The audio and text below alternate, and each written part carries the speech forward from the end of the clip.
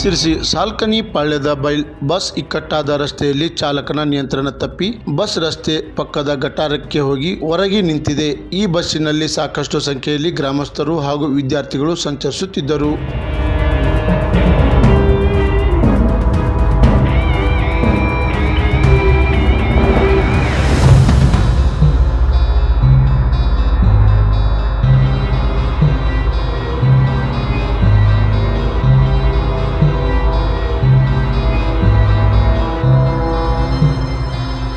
ಎಲ್ಲರೂ ಕೂಡ ಅದೃಷ್ಟವಶಾಂತ ಪಾರಾಗಿದ್ದಾರೆ.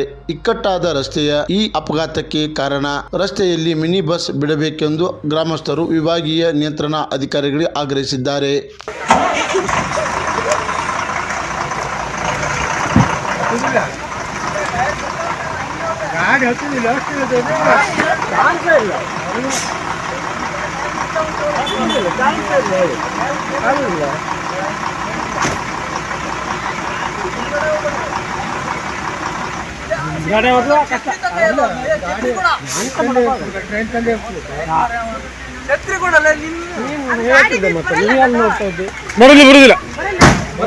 ಬರುದಿಲ್ಲ ನೀವು ಮತ್ತೆ ಟ್ರೈ ಮಾಡುದೇ ಬೇಡ.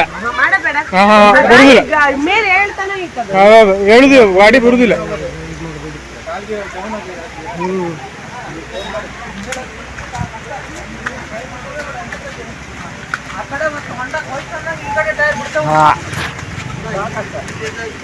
ಕ್ರಾಂತಿ ಸಮಾಚಾರ, ಸಿರ್ಸಿ.